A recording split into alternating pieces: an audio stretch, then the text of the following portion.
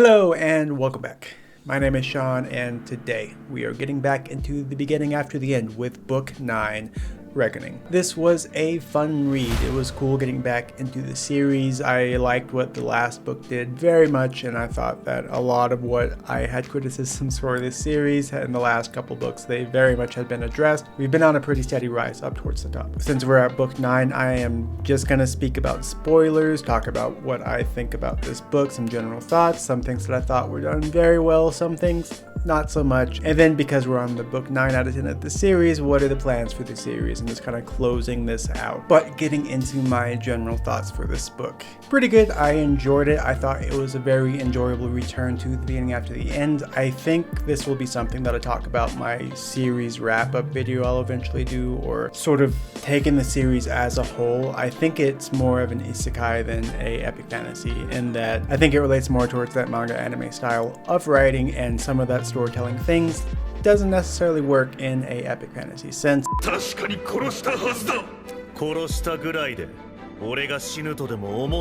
I'm not sure what the exact difference that you would have between, something more close to isekai manga would be towards like a progression fantasy, but you can see the influences on each one. I think maybe there's a giant scale between like what is like epic fantasy or more of that and what is anime.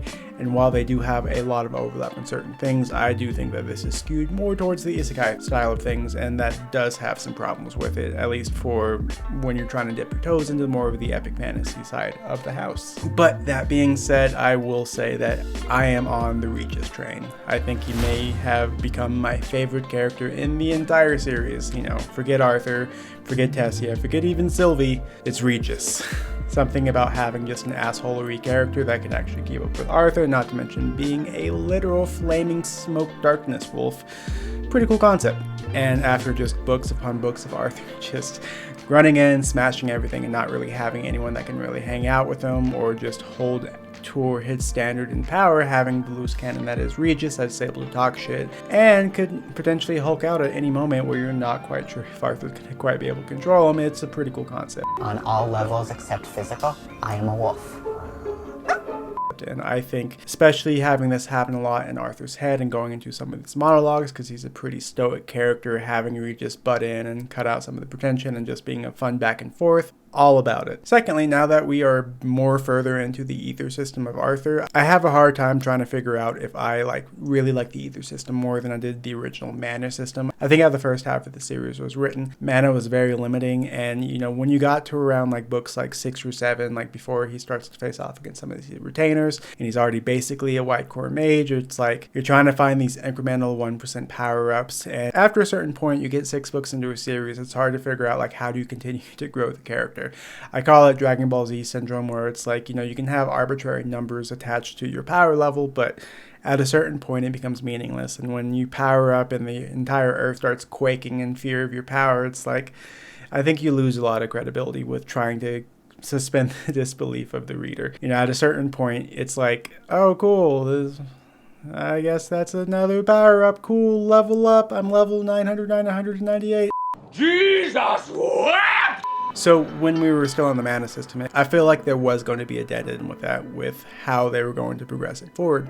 With Ether, however, you have the skill-based things, but just having with each edition of Godrun adding a completely new power into the mix and kind of being a game changer for Arthur's fighting style and just how the world around him works, I think that's pretty good, because rather than having to go into the minute detail of oh, you move your mana this times faster through your channels than other people, and instead just having hey, you understand this new concept, here is a near rune that unlocks this new power, and now you have to integrate that power into your style, I think that's a lot more engaging. I am much more enjoying what's happening now than we were going through those power-ups of the original mana systems. It was also cool to finally just start to see Arthur getting some W's. So in the last few books, he's been kind of on a power-up streak, but right before he got to Alacria, You know, he was taking a bunch of losses. He could barely beat a retainer. Scythe just would completely blow him away, and he was just really out of his depth. And in order to even get to this point, we just had a lot of different times where it's like Arthur was continuously outplayed, outmanipulated, outpowered, and it left somewhat of a frustrating experience. But with that, we were able to bring things back to sort of zero and watch Arthur build himself back up. Now that we finally get to a point where like the end game's coming, we finally get to see what happens with all this new ether power and Arthur actually letting loose and everything that he's learned with it. I mean, we got a flaming shadow wolf that was a secret weapon made by the Asura, and we actually finally got to see it used in context of like, hey, we're fighting against the scythes. It was a very interesting choice, but when we started skipping out of POVs to watch certain fight scenes that I thought would be more major, like when Arthur and Nico actually finally met up and started to battle it out, I was expecting that to be one of the bigger final battles earlier in the season, but just having Arthur come in and just be like, nah bro, one shot.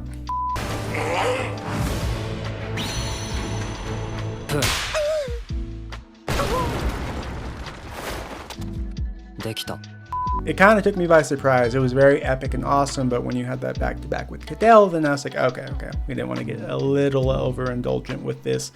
I actually like that choice now. And then having Nico be like revived by Tessia and possibly made even stronger, it does set it up where you could finally have that emotional battle scene towards the end. But having him come in and even just barely making it past to kill Cadell, and then finally ending up with him actually beating a teenage Hisora, showcasing that how far he's actually come, there is still a very large strength gap that I'm curious how we're going to overcome now that he's no longer in the relic tombs. Maybe he can still go back in there and there's still power to be had, but in the current state, it's very obvious that he wouldn't be able to take on Agrona, much less Lord Endreth. So kind of interesting. I'm going to see where it's going. We're getting to the last book, and I'm always like fascinated by how authors will choose to finish up a series because there's so many different directions to this go. But now we're getting quite a few plot threads that we're going to have to actually tie up. So I'm wondering if this is going to be split up into a future conflict, and then there's going to be another book series that's going to handle said future conflict. But we're in the next book. It's either going to be super long, but we're going to have to watch them face off against like Agrona, Endreth, Nico, Cecilia, and just more and more. It's just a huge list of enemies.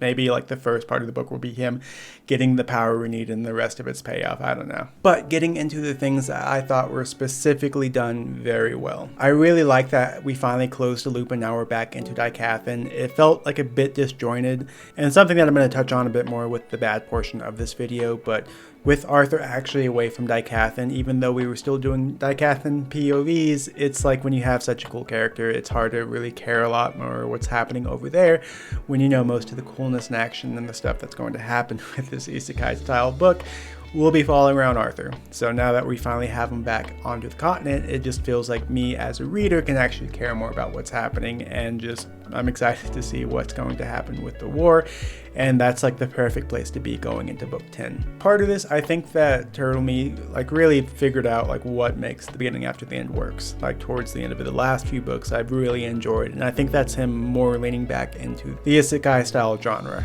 I think there was a bit of an identity crisis early on where you start getting into more of an epic fantasy feel, which has different rules and different tropes and different styles that goes in there, and I think the jarringness of like trying to cram that in was why I didn't like certain earlier books.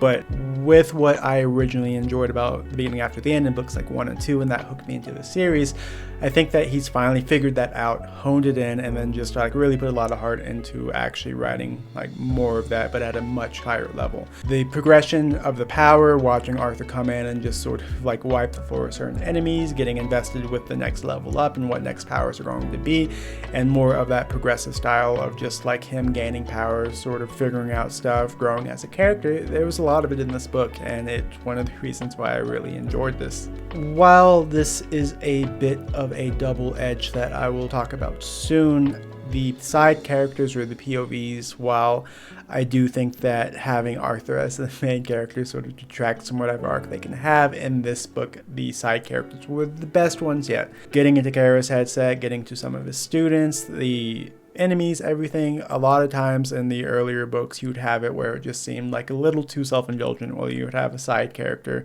and this is definitely not going to sketch a shitpost I will make later, but you know, you'd have them facing off against Arthur, and it was just like, this young, beautiful boy thinks that he can take on me, that guy with that enormous power and luscious lips, and he thinks he's gonna beat me up, and then it's like, he gets beat up, and it's like, oh no, these soft hands are so strong, how is he just beating the life out of me with such smooth skin? And it was a little over the top for me in the beginning. And now that we have side characters in there, it's like I feel like they were doing a lot more to add to the plot and actually push what's happening in the storytelling, like, for a reason.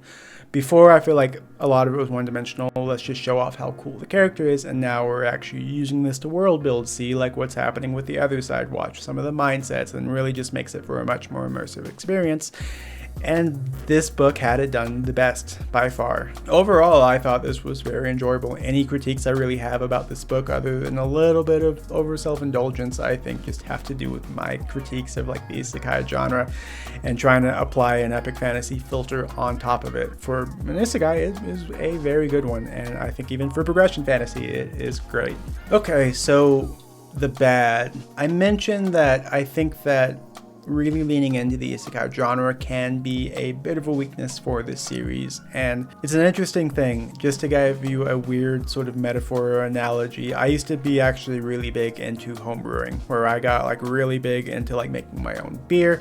If you knew me right when I got out of the army, I got fat and I would drink a lot, and it was actually more cost effective for me to brew like 5-10 gallons of beer at a time, and I really rabbit holed into it, where I was like looking at brewing schools, taking Cicerone classes. Like, I dove deep into the different styles of beer, how to make it, the yeast. Just, I'm a huge nerd about things, and this was one that I really got deep into. But one thing that's interesting is, like, you know, a lot of people will shit on like Bud Light or like Coors Light or some of these like American styles, and if you compare that to a different style of beer, and it's like, oh, this is nothing compared to like this Pilsner or this Stout or this Pale Ale, and it's like, yeah, they're different styles. Like, what makes that style good is completely different from what makes another style good. If you enter a Coors Light into a brewing competition and actually judge it based off the criteria of what that beer's like style actually is, like an American light lager, it's perfect.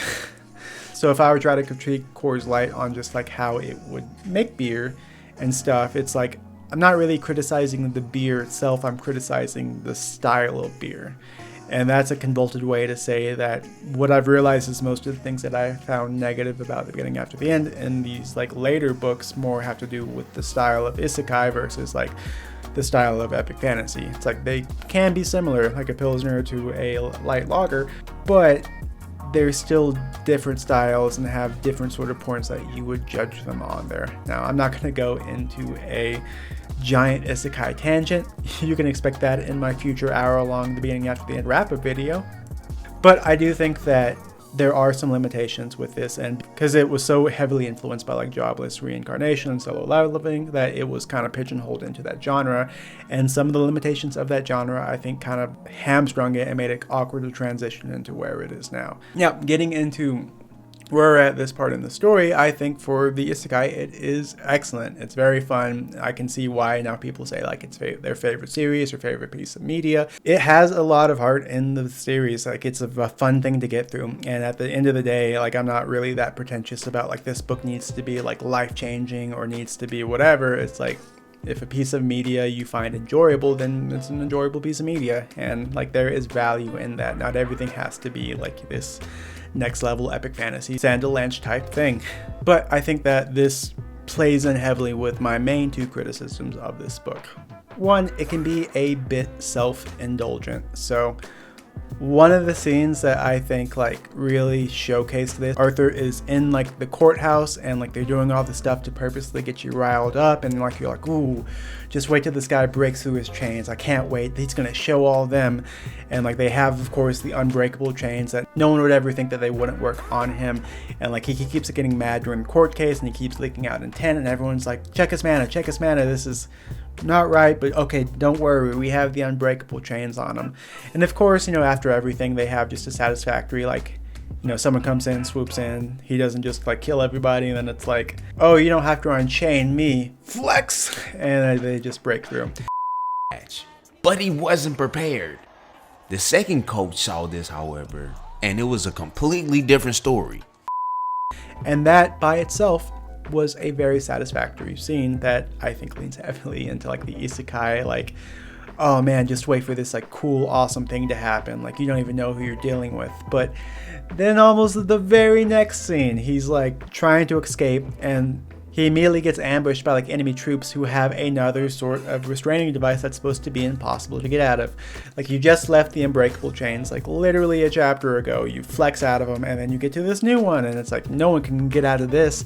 This feeds on your own mana, and then you get to laugh and like Arthur gets to laugh because it's like he's not using mana. Flex, and then he breaks out of that. And just having that back to back, there's nothing inherently wrong with having those type of scenes and they can be very satisfactory, but I think just having them spaced that closely together just felt a bit too indulgent for me. I think both of the scenes were fine. I think it would have been better if you had spaced them out a bit more, but just, I remember like running like some trails and I had to stop. It's like, did he just do this again? And then like write a note to remember to like mention it in this video, just so a bit much. And the second main criticism I have is while I applaud the POVs, I noticed that even though they were much better written, had interesting characters and characters that I should very much be invested in, because Arthur is such a cool character who has been doing very cool things in this book, whenever you panned away from the cool things that he was doing, then you felt like a rush to just skip through whatever you were reading and get back to him.